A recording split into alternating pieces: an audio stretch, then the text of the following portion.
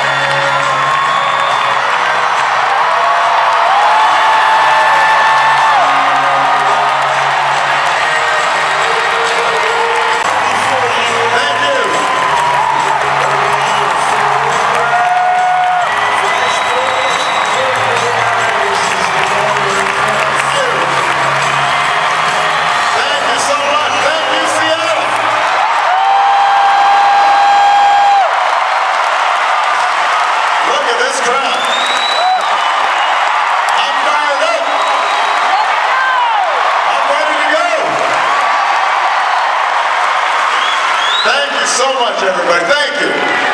Thank you very much. What an unbelievable crowd. Look at everybody all up there. Thank you. All of you. Thank you. Well, there are some special thank yous that I have to make. First of all, I love you back.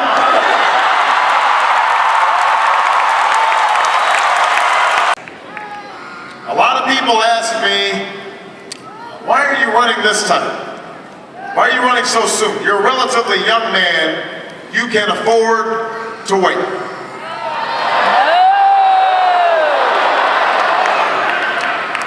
And I had to explain to them, I am not running because of some long-held ambition. I know people have been looking through my kindergarten papers, but that's not why I decided to run. I am not running because I think it's somehow owed to me, because I think it's my turn. I am running because of what Dr. King called the fierce urgency of now.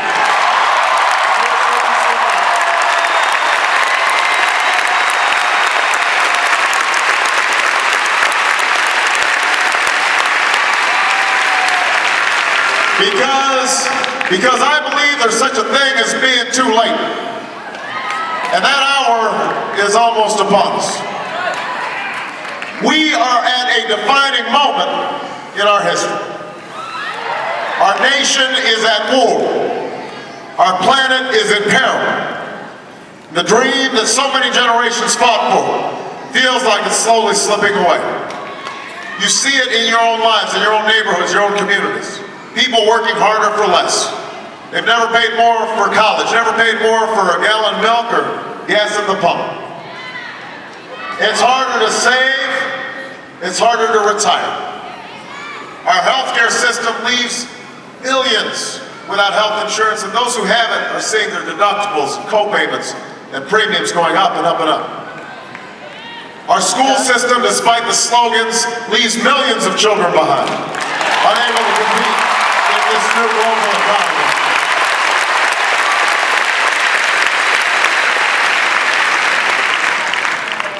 In such a situation, we cannot afford to wait.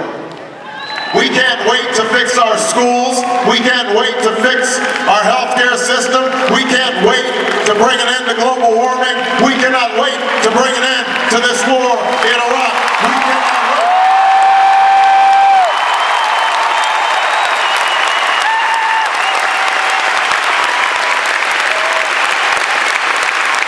We cannot wait.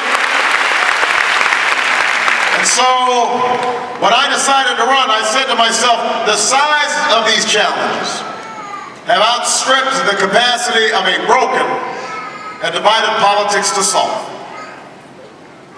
And I was convinced that the American people were hungry, were desperate for a different kind of politics. A politics that wasn't based on tearing each other down, but was based on lifting the country up. I am convinced that the American people are a decent and generous people, willing to work hard and to sacrifice on behalf of future generations.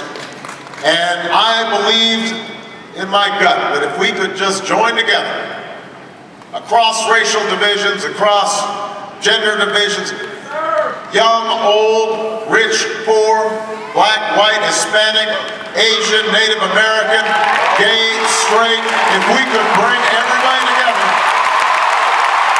all those voices,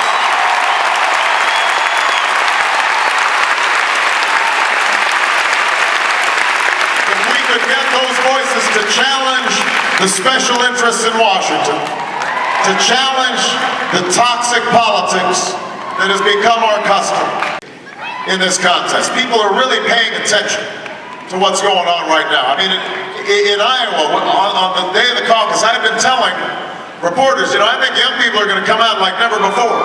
And the reporters...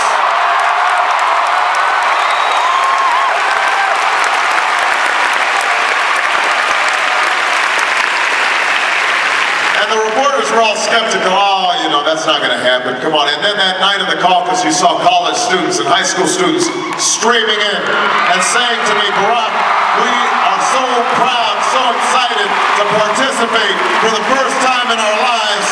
And we saw record turnout from young people all across Iowa. We saw Republicans, I know this because when I shake hands sometimes in the rallies, afterwards, they whisper to me, they say, Barack, I'm a Republican. But I support you.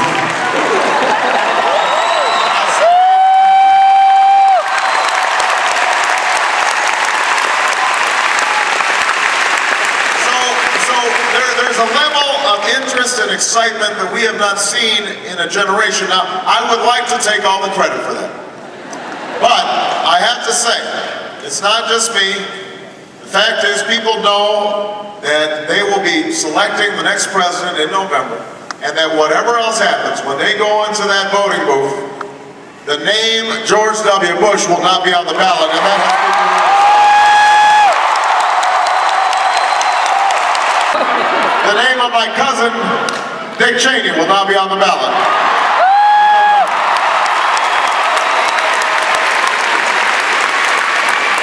That was really embarrassing. When that news broke that I was distantly related to Dick Cheney.